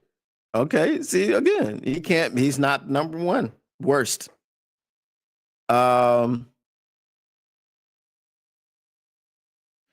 No, he's number one because he's always on the sideline chilling, but never on the field. I don't know how a third round pick is the worst pick in the history of the team.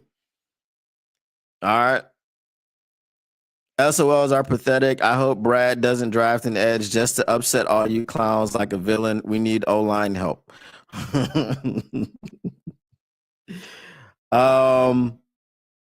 Mark, were you here for the entire show when I talked to you about how we have 5 people on the outside opposite of Aidan Hutchinson that were on the team that got 10 sacks between all 5 of them for the entire year? I just want to know. He's the worst. He wasn't even hurt. Y'all, this Broderick Martin hate. I understand the hate. He can't be the worst, man. Okay, Mark, I'm gonna run it down for you. Just outside of Aidan Hutchinson getting 7.5 sacks in 5.5 games, we got 10 sacks from the rest of the defensive line. We're not talking about we're not talking about Zadarius Smith. Okay. So for the guys that got here, we got 10 sacks. 6.5 of those sacks were from the 2 starters in the interior. That was DJ Reader and Aleem McNeil. DJ Reader had 3, Aleem McNeil had 3.5. That leaves Josh Pascal, Levi Onwuzurike, and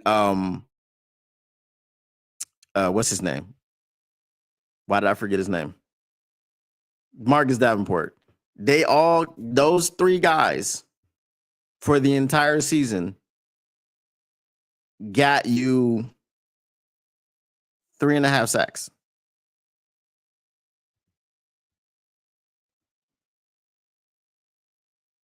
I'm sorry, they got you 4.5 sacks. So it was what, 11? Yeah, 11. Yeah, 11 sacks total. Because Levi Onwuzurike played an entire season and it got you 3 half sacks. Marcus Davenport played 2 games. He got you 3 half sacks. So that's 3 sacks between them. And then Josh Pascal, who played the entire season, got you 1 sack. So that's 4. Right? So it's 10.5. I was right first. 6.5 plus 4. Yeah, 10.5. That's the only reason. It's not an SOL situation. It's just the numbers. We need help. We need help on the other end of Hutch. I get what you're saying, but Okudah was drafted where he was supposed to be drafted. In retrospect, he wasn't supposed to be drafted there, but he was. That's what I'm saying. So in retrospect, he wasn't supposed to be drafted there, but also in retrospect, Broderick Martin wasn't supposed to be drafted where he was drafted. But what hurt us more? The fact that a number 3 overall pick was Cheeks, or the fact that a 3rd rounder was Cheeks. That's all I'm saying. We could have had Justin Jefferson. We could have had Patrick Queen. We could have had Justin Herbert. We could have had people that we know have become either superstars in this league or perennial Pro Bowlers, or people who are talked about as they're supposed to be next up. Nobody behind Broderick Martin is in that stratosphere. That's all I'm saying. Like,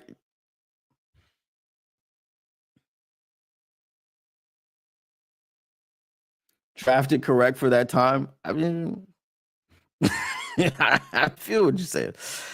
James Houston was the best edge Lions drafted the year Hutch was drafted, but AG wouldn't play him, so Brad had to deal him.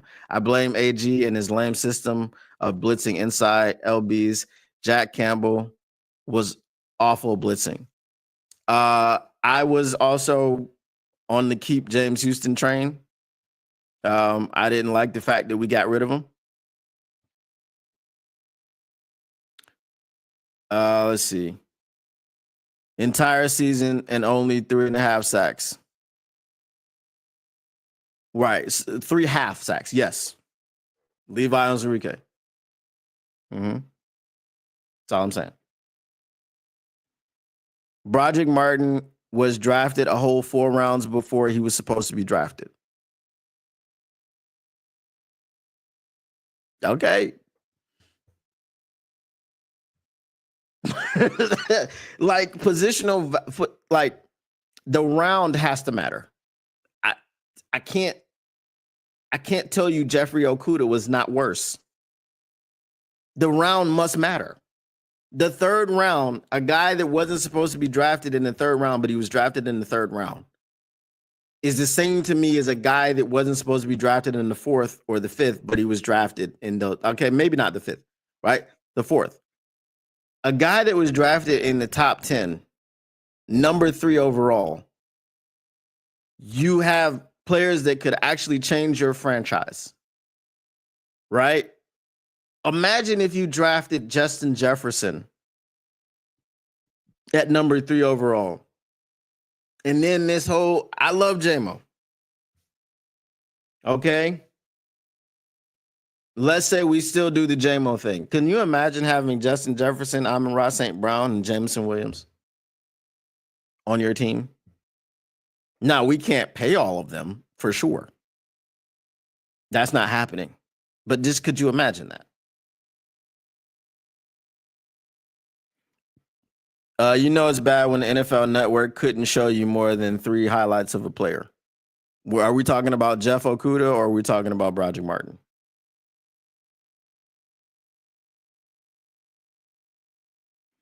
I blame the whole line staff because they went away from James Houston and gambled on Harris just to get rid of Harris and tried to go back to Houston. I think he wanted to leave anyway. I think Houston's situation was more his injury.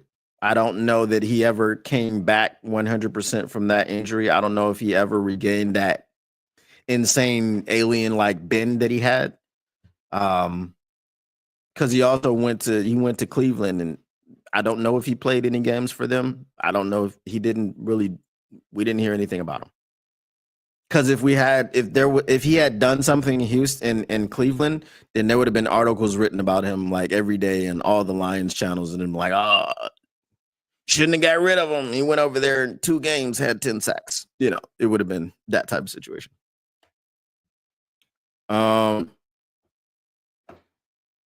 But Mark and Zane, if you guys are new here, make sure you go ahead and subscribe to the Motor City Cats.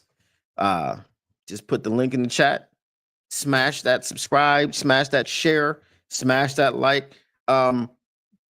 Again, I can't say too much, but hopefully for the subscribers to Motor City Cats, I got something special coming up for y'all. So, that is what that is. All right. Guys, you got any questions? Get your mailbag questions in. We're gonna wrap this up here in a couple of minutes. Hey, I appreciate the back and forth. I appreciate the banter. Look, man, it is the silly season. It is the silly season, and we talking about draft stuff. So why not talk about some of the worst drafts in Lions history?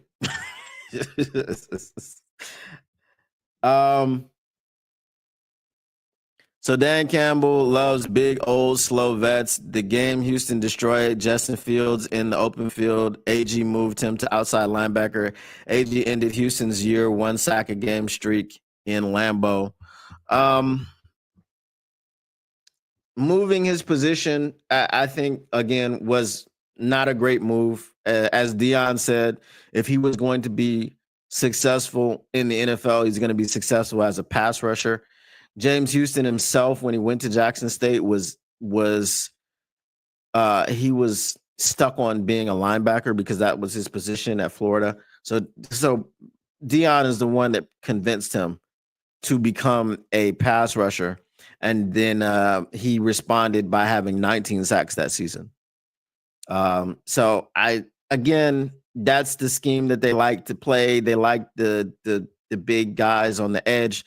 The good thing about Hutch is he's a big guy, but he's fast and he's quick, right? And he can get to the passer. Marcus Davenport, I don't know if he's slowed down, but because he's never on the field, you don't know if he's still got that quickness, if he's still got that ability to get to the passer like he did when he played 11 games and had 9 sacks. We don't even know if he has that left in him. Now, we did see glimpses of that. I'm not going to lie. I'm not going to be biased and say we didn't. We did see glimpses of that when he played in the first game against the Los Angeles Rams, when he did touch up Matthew Stafford 3 times. He touched him, and that was his 3.5. That was his 3 half sacks. Okay. We didn't get to see if that would pan out for the rest of the season. If he didn't really get to Kyler Murray, he put pressure on him, and then he got injured, and that was it. But he didn't play against Baker Mayfield. Okay. That game in which Hutch had 4.5 sacks in a loss, Marcus Davenport was unavailable with a groin injury. So this is the reason people are clamoring for an edge rusher on the other side of Hutch. Yes, but you are looking at this only in retrospect. I'm looking at it as a whole. So yes, I'm looking at it in retrospect because we're saying like you can only retrospect a player. Like let's say they always say, okay, give a player 3 years to evaluate him as a draft pick. Technically, if you're subscribing to that philosophy, give a player 3 years, you actually can't evaluate Broderick Martin. Now, does anyone believe that he's going to have this Herculean leap and he's just going to be Broderick Martin? No one believes that, right? Most people are already writing off Broderick Martin as a bust. Fine. Okay. I'm more comfortable with Broderick Martin being a throwaway pick based off of the players that were picked behind him. than I am with you throwing away a pick in the third as the number 3 overall pick.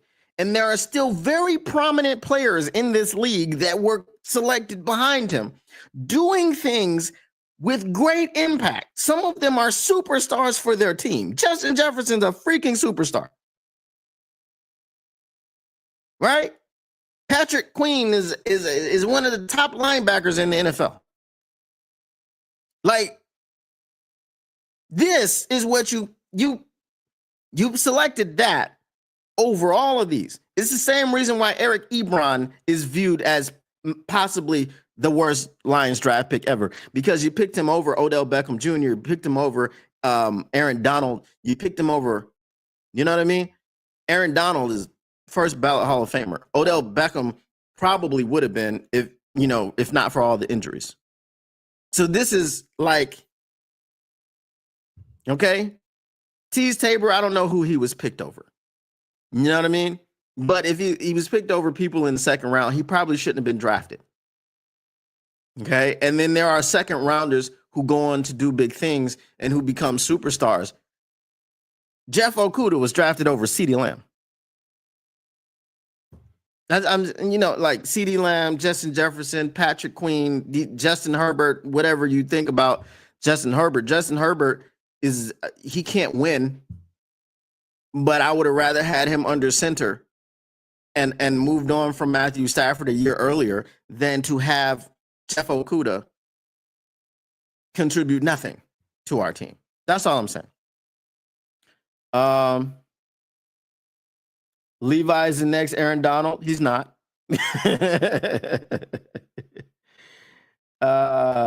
Campbell wanted a 4-3, not the 3-4. As far as our defensive line, I don't have a problem with our defensive line against the run. We're very good against the run. My problem is we can't get to the passer outside of Aidan Hutchinson. Broderick wasn't supposed to be drafted. We traded up to draft him, and in retrospect, he should not have been drafted. I think that is worse than drafting someone where they were supposed to be drafted. No, because he was the number 3 pick. That's all I'm saying. That's all I'm saying. He was the number 3 pick. Right? If you ask someone on the Raiders, okay? If you ask someone on the Raiders, would you rather have drafted Jamarcus Russell, number 1 overall? Or would you rather have drafted Megatron, number 1 overall? You can't really ask anybody, because most people would tell you, yeah, we will Megatron, right? I think every Raiders fan in the history of Raiderdom would tell you Megatron. You have to go and find people in Broderick Martin's draft class that were drafted after him and be like, oh, would you rather draft this guy?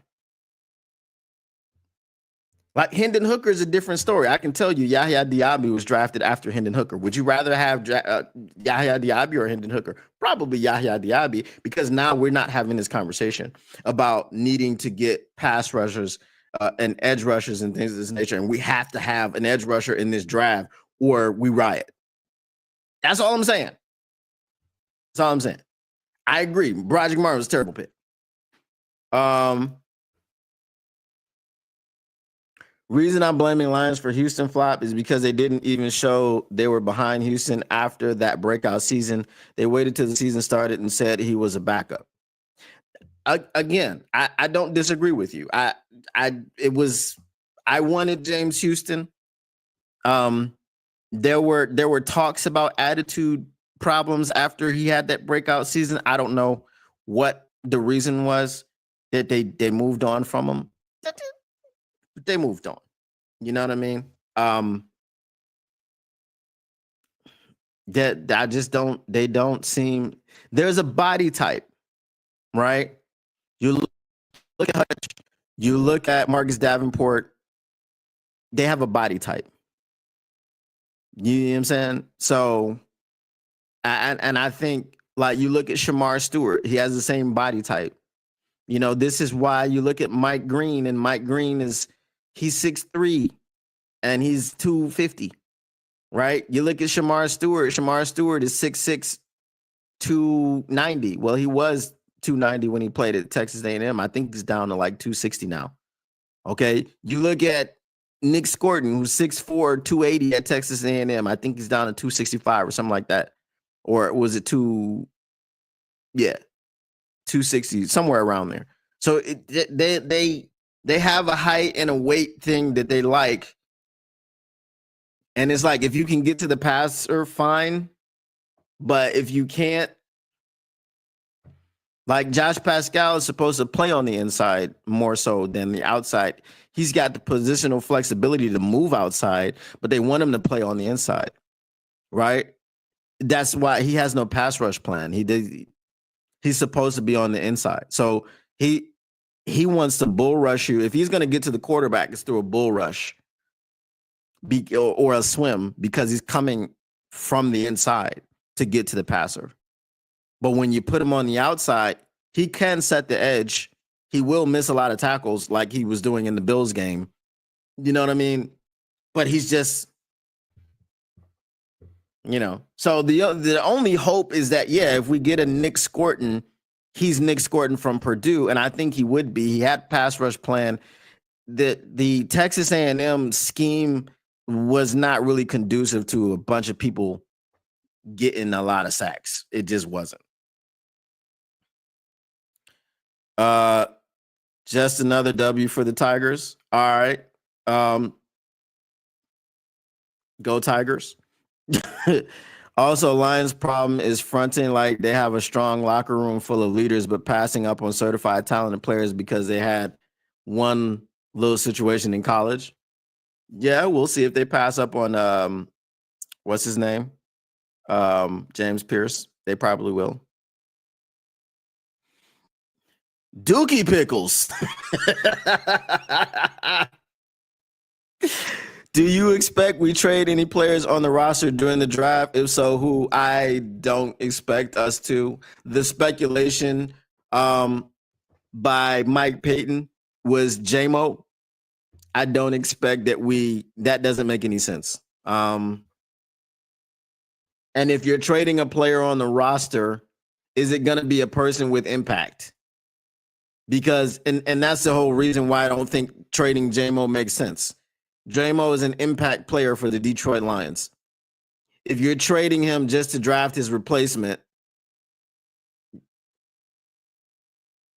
that doesn't make sense, because you don't know if his replacement is going to be an impact player immediately, right? Let's say you do trade J-Mo and draft Matthew Golden.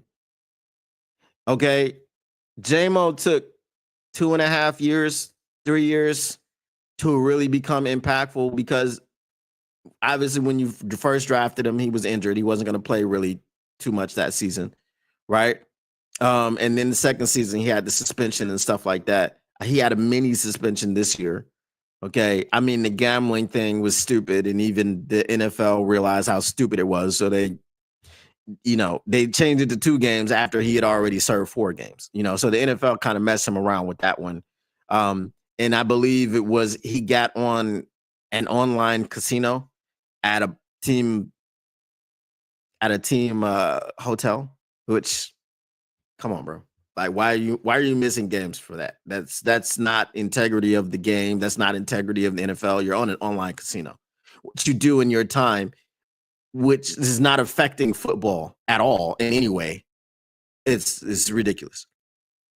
But yeah, so let's say Matthew Golden comes in and he takes 2 years to become an impact player. Okay, well, now we're talking about a Super Bowl window, and you traded a guy who was expected to have a huge impact, because, as I said, Johnny Morton said, big play is back, baby. He wants the big play. You got big play Jay right there. Why trade him for a rookie who you don't know how he's going to fit in the locker room, how he's going to fit in with Jared Goff, what's his chemistry level going to be? Don't know anything about the guy as far as hitting the ground running. As I said, Xavier Worthy, another fast guy, didn't hit the ground running. Okay. Towards the end of the season, yes, he was starting to come on. Okay. You don't hit the ground running as a rookie. You could come on towards the end of the season, or it could take you an entire season to get acclimated to the league, and then your production as a rookie is nothing. Like Jeff Okuda.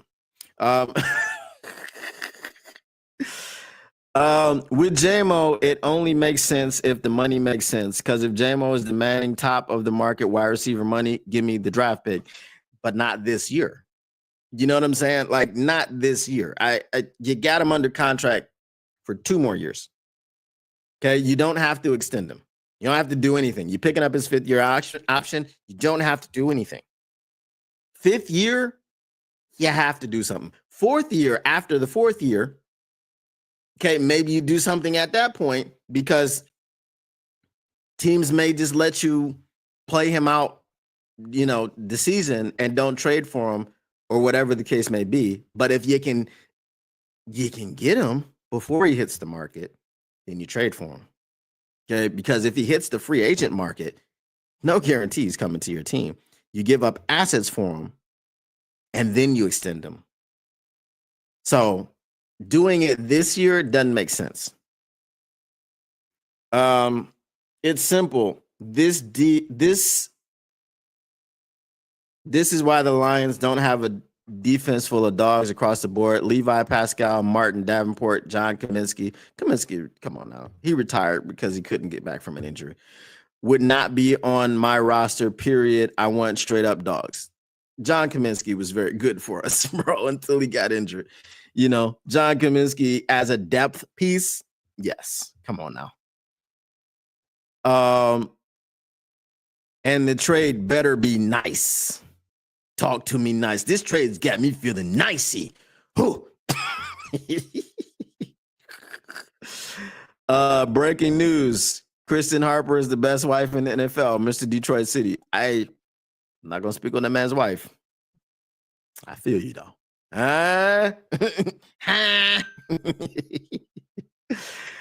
Boo them kids and Kelly Stafford. All of them. Boo all of the children. They all deserve the booing. Okay? If not, my apologies if you guys believe that your own children don't deserve booing. But I know sometimes you look at your kids and you be like, boo.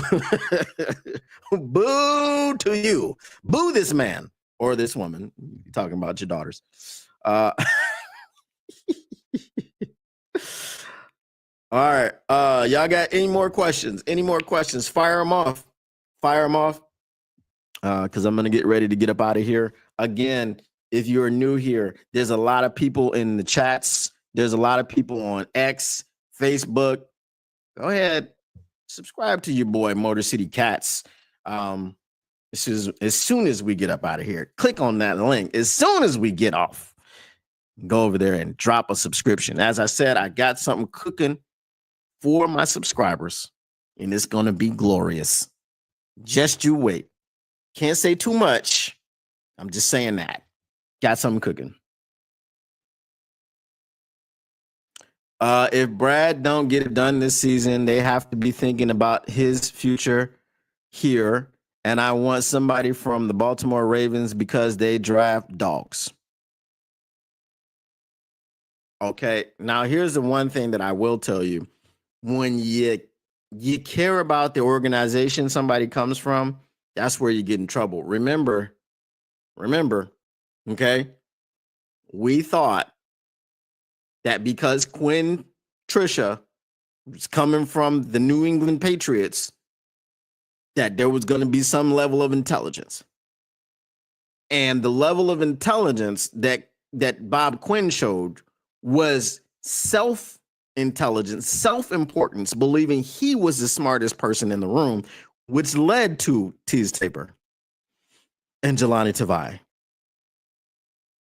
And ultimately, Jeffrey Kuda. Okay. That's what we got coming from the New England Patriots organization.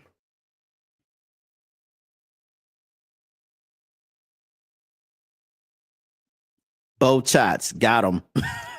Look at my eyes, roll them. Hashtag if you know, you know. Use the hashtag. Having Gruden's QB camp videos back is awesome. Thanks, Barstool, but it is way better to not need any of these marginal ass QBs. Yeah, these QBs. Whew. The funny thing is, like, if you put this class of QBs up against any of the recent classes other than, like, let's say Kenny Pickett's class, there's a lot of don't know how many of them are first rounders. You know what I'm saying? And there's only 3 potential first rounders in this one, and that's Shedeur Sanders, Cam Ward, Jackson Dart, not in that order. You know, I don't know. I don't have anything. So I guess Katy Perry just came back from space. When can we send her back? I don't know. Did she just come back from space? I don't know what goes on with famous people. On Bezos' plane or something. I don't know. Did she just come back from space? That's weird. What did she do in space? Did she kiss a girl? Did she like it? The taste of her cherry chapstick in space? I don't know. If your name rhymes with wet fart, you are not a first rounder. Jackson Dart. Jackson Dart doesn't rhyme with wet fart because Dart rhymes with fart, but Jackson doesn't rhyme with wet. Bret Hart rhymes with wet fart, and Bret Hart is not a first rounder because he's a wrestler. We just sent some B-list celebs to space. Okay. Did they go, like, how did they get there? SpaceX, or was it Jeff Bezos? Why did they go to space? Did they go visit the space station? Is there a colony being built on the moon where we can send most of them to live on the moon? I'd love to, like, that would be cool to be able to, like, live on the moon. But if I had to live on the moon with a bunch of celebrities, I'd pass. Yeah, I'd pass. I mean, they'll definitely get great satellite internet out there, though, for sure.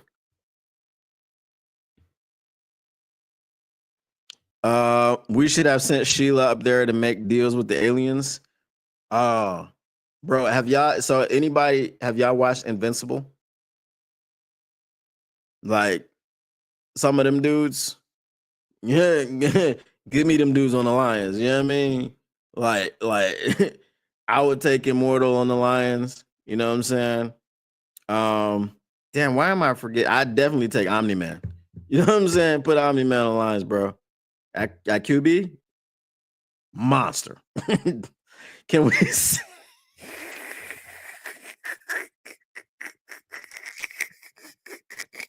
Leave that man alone. Tactical sport. I didn't even say that about Jeff Okuda.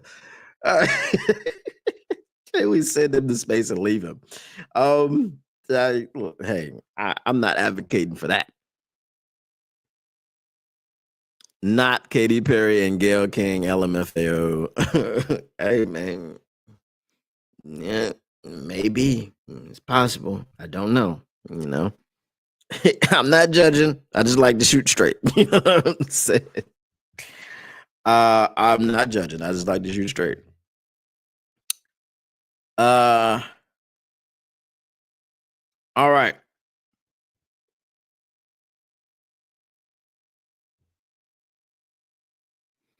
So some of the destinations I can't post comments to, so I don't know if it's going to Twitter, X, whatever the case may be. All right. Once again, I appreciate y'all for stopping through. I appreciate y'all for hanging out. I appreciate y'all for checking in. With coming in for a drink and some conversation. I didn't have no drinks. Maybe y'all did. But once again, smash that like button. Make sure y'all subscribe. Motor City Cats. Motor City Cats. Back at it. Came to give you stats. Not none of that static. Whatever you do, make sure you keep your Lions news pragmatic. And before I do that, and you got it all wrong, I don't hate Broderick. I hate that he's on the team. I appreciate y'all once again. And we are out. Peace.